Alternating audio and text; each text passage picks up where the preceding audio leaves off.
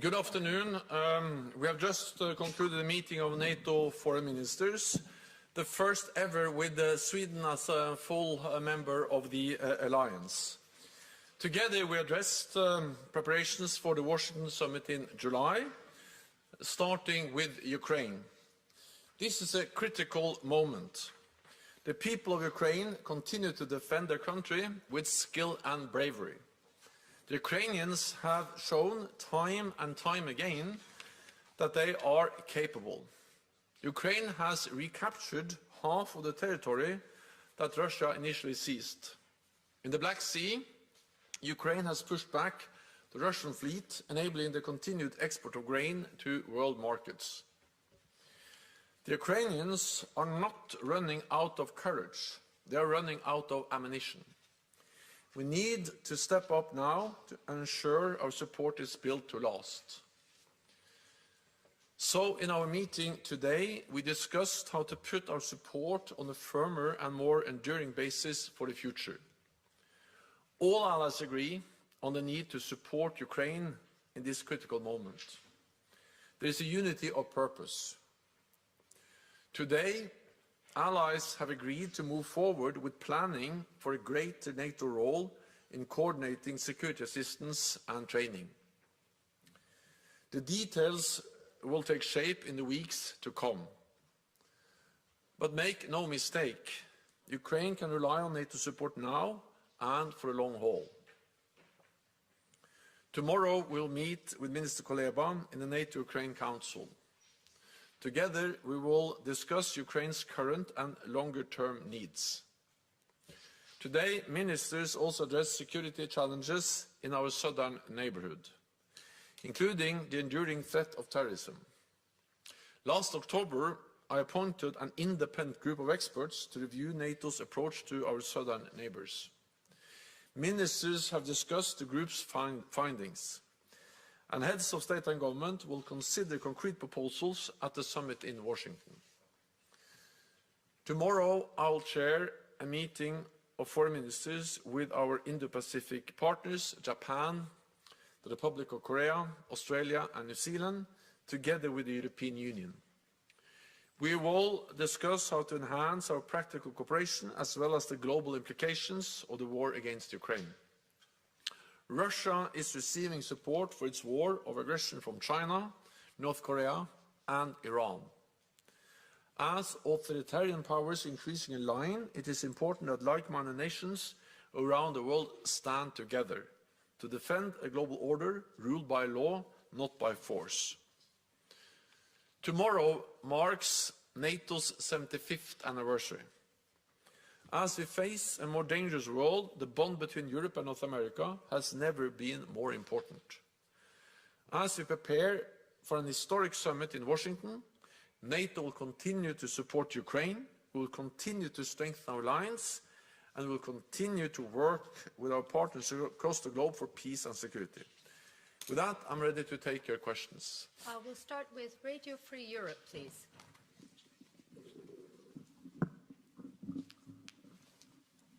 Olena Abramovich, Radio Free Europe. Thank you for giving me the floor. Ukrainian Service and Current Time TV.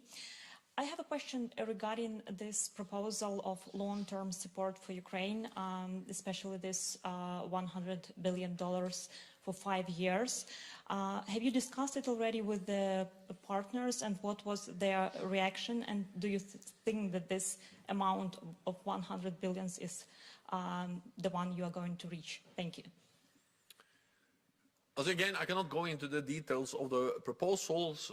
I have seen that you have been extensively briefed, but not by me, and I will not share the details because we are now in the process of developing a more robust and enduring institutionalized framework for support to Ukraine. What I can say is that, of course, yes, we have discussed it with Ukraine. I have discussed it with President Zelensky. I've discussed it recently with Minister Kuleba. And we will also discuss it tomorrow. The different ways of ensuring that our support is less dependent on voluntary short-term offers and more on long-term NATO commitments, and that we have a stronger organization that creates a more robust framework for our support. And this includes security assistance, but also training and also financing. So yes, we are in dialogue with Ukraine on this, because this is actually something that we should do together. It matters for Ukraine's security, it matters for our security. Economic support to Ukraine is not charity, it's an investment in our own security. Today we didn't take any final decisions exactly on what format we will establish, but we agreed to initiate planning, and that's the way we do things in NATO. We ask our military authorities to provide the plans, the details, and then we will take the final decisions made based on those proposals and plans that the military authorities will now start to develop for us. Thank you. Over to the BBC, Jonathan Beale. Thank you very much, Secretary General. I know your focus has been on Ukraine, but I do want to ask you about the Middle East. I know Lord Cameron wanted to raise what's happened in Gaza. I mean, can you give us your reaction to the killing of a number of aid workers in what appears to be an Israeli airstrike, the humanitarian crisis that exists there? And are you worried that a NATO member seems willing and able to provide ammunition and weapons to Israel, but seems unable to do the same for Ukraine? Do you think America has its priorities right? Thank you. So what we see now in Gaza is a humanitarian catastrophe. We see suffering, we see that civilians are killed, and we also saw the strike against aid workers, and I condemn the strike. I also welcome the fact that Israel has made clear that they will investigate what happened. It demonstrates that the war which is now going on has very serious consequences for innocent people, the people living in Gaza, but also aid workers, and therefore welcome the efforts by the United Kingdom, by the United States, and by many other allies to facilitate some kind of ceasefire and a political solution to this conflict. NATO as an alliance does not play a direct role, but welcome the efforts of NATO allies. Every day of delay in a decision in the United States on providing more support to Ukraine has consequences on the battlefield. That's one of the reasons why the Ukrainians now have to ration ammunition and why they are struggling to keep up with the Russians, who are now able to outgun them with more weapons and more ammunition than the Ukrainians have. So we have a responsibility as NATO allies to take the decisions and to ensure that Ukrainians get the ammunition they must have to be able to continue to push back the Russian invaders. So it is urgent that the United States make a decision and that the US Congress actually is able to turn the majority in the US public, but also in the US Congress, into a concrete decision. Because every time I meet representatives from the US Congress, I met many of them over the last weeks, they assure me that there is a majority in the US and also in the US Congress for support. But so far they haven't been able to turn that majority into a decision, and that's exactly what we all now are waiting for, and it is urgent. Thank you. Thomas from FATS. Thanks a lot. Thomas Kutschka, Frankfurter Allgemeine Zeitung. Secretary General, on the ammunition question, we've heard from the Czech foreign minister today that they still lack funding for their initiative to provide Ukraine on a short-term basis with 155 artillery ammunition. Have there been any signals today in the room that allies are willing to step up their short-term commitments, or have there been concrete commitments towards that? And a second question, President Zelensky last week has warned that if they don't get US support they might have to retreat. How big do you assess the risk of a Russian breakthrough in the next months? Thank you. Support from NATO allies and support from the United States to Ukraine is something which benefits our own security interests. It is therefore in the security interests of the United States to make a decision and provide Ukraine with ammunition.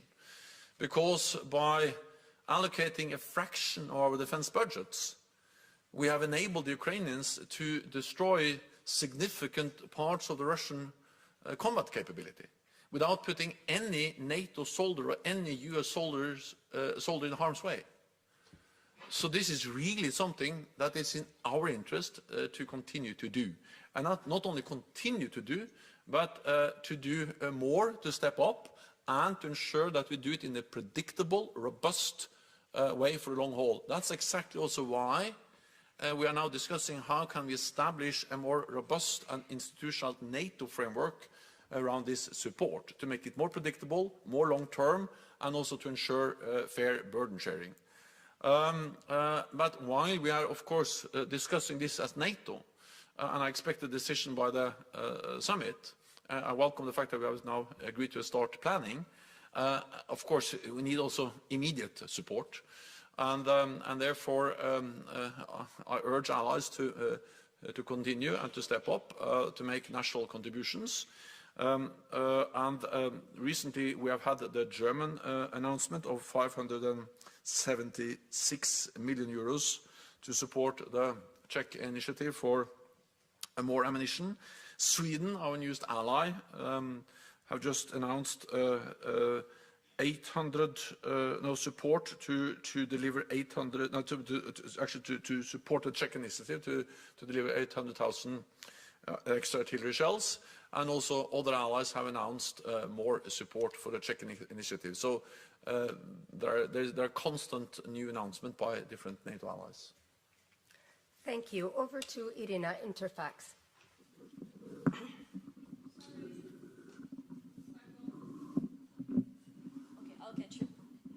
Thank you, Farah. Secretary General, News Agency Interfax Ukraine, Irina Sommer. Talking about expectation from upcoming summit in Washington, Ukrainian side speaks about some kind of invitation, like in the case of the European Union, where Ukraine is candidate country but not member yet. Is it possible in the case of NATO? Can actually NATO invite Ukraine, and then over the time when all criteria will be met, Ukraine will be member of NATO? Thank you. All allies agree that Ukraine will become a member. All allies agree that we need to continue to move Ukraine closer to NATO membership. We made important decisions last year. We are implementing those now with the removal of the membership action plan. We should not introduce something that is similar to a kind of second or two-step process. I think it's very important to maintain the one-step process for Ukraine to become a member, removing the requirement for membership action plan, and then ensuring that when an invitation is issued, then that's the same as becoming a member as it is in NATO. That's the difference between NATO and the European Union. In the European Union, of course, when you are invited, it can take years from an invitation to membership. While in NATO, when you are invited, it's something that happens very soon after.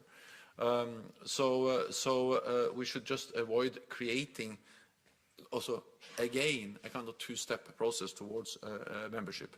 But regardless of the technicalities, there is a clear commitment for Ukraine to become a member.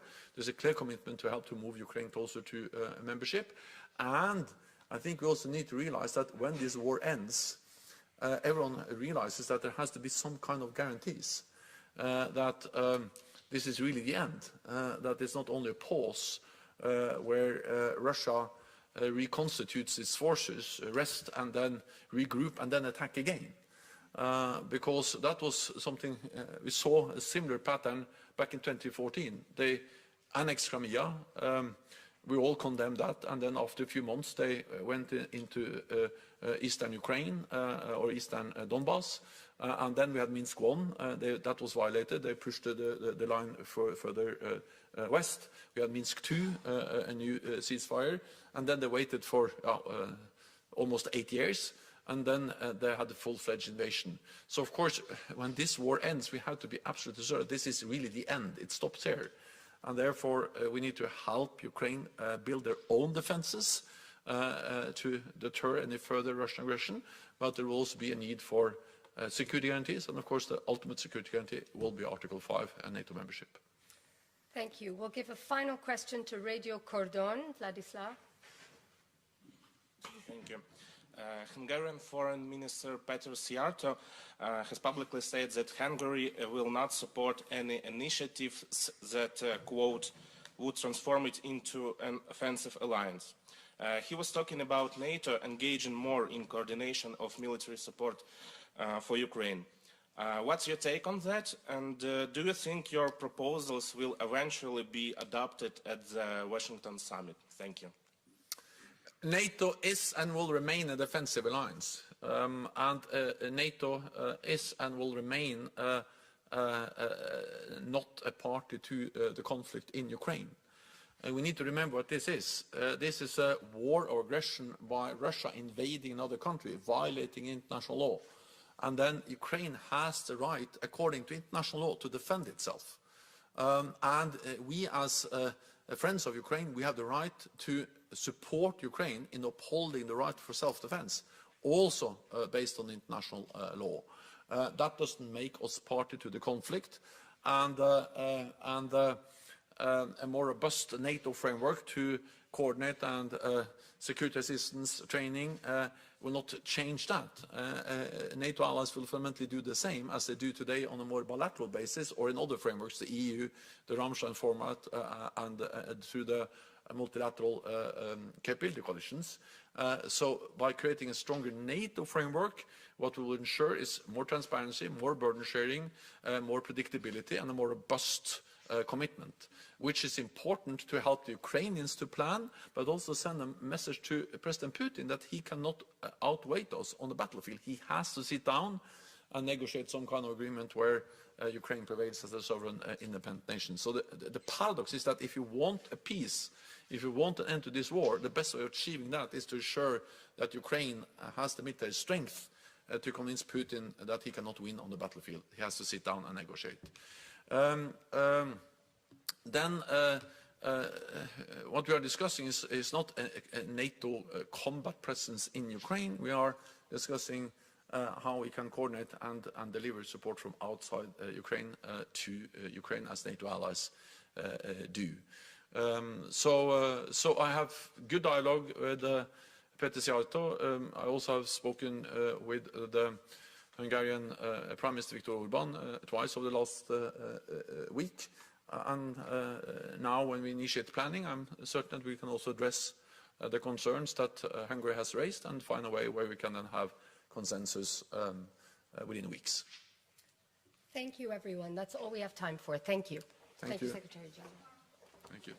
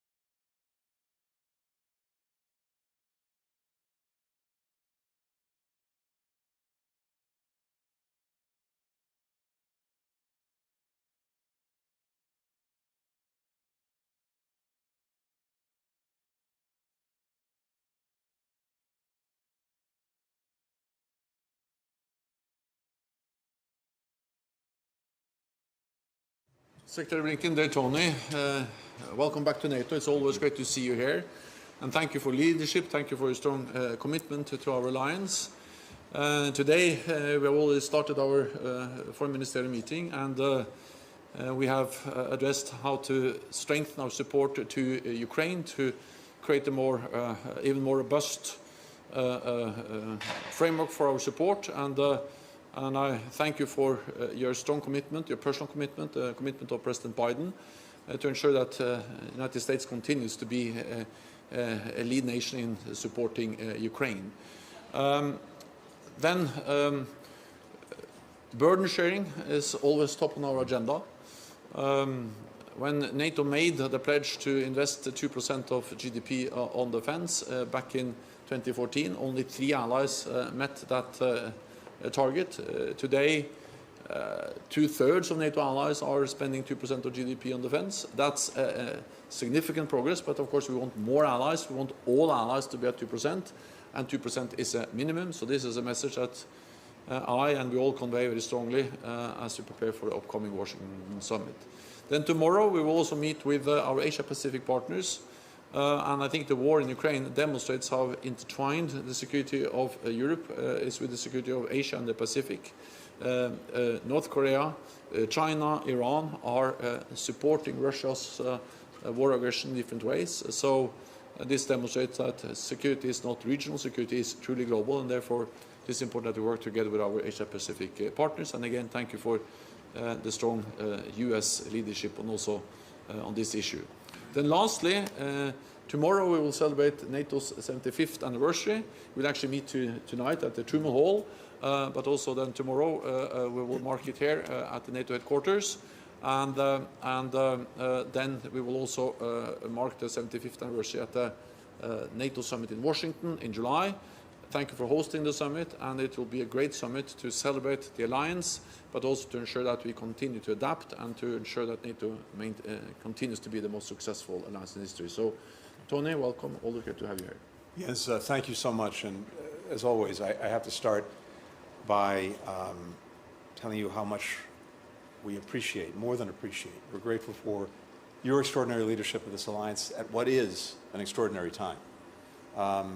But as a result of that leadership, we have an alliance that we will celebrate in a couple of months in Washington for the 75th anniversary summit, an alliance that is stronger, bigger, and more united than ever. And as the Secretary General said, tomorrow as we begin to formally celebrate the 75th anniversary, of course, we're looking back at the first 75 years, but the work today, the work tomorrow, the work at the summit is really about the next 75 and everything that we need to do now to ensure that this alliance remains what it has been, as Jens said, the most successful in history. A defensive alliance with no designs on the territory of any other country, but with a determination to protect the territory of each of its members and to do it in a way that has been unique in human history. Based on the principle that we have each other's backs, that if one of us is the victim of aggression, all of us will be in to help. And that's the most effective way to actually prevent aggression from happening in the first place, and to create an environment in each of our countries where people don't have to worry about security in that sense, and they can make the most of their lives and reach their full potential. That's really what this alliance is all about. But it requires constant renewal, constant effort. It doesn't just happen by itself. And so the work that we're doing today to prepare for the summit, to ensure that everyone is picking up their share of the burden, to make sure that the alliance has the capabilities and the capacity to contend not just with the problems we've had to face over the last 75 years, but so many new challenges, some of which the Secretary General alluded to, that we have to confront now, and to make sure that countries continue to do their part as well when it comes to helping Ukraine deal with the ongoing aggression from Russia. All of these things are front and center. So we've had a very good session today, focused on preparations for the summit and the substance of the summit. More to follow with Ukraine, with our partners, and with the ongoing work to strengthen our alliance for the future. But once again, none of this would have been possible as effectively as we've seen it without the leadership of the Secretary General. Jens, thank you. Thank you. Thank you. Thanks, everyone.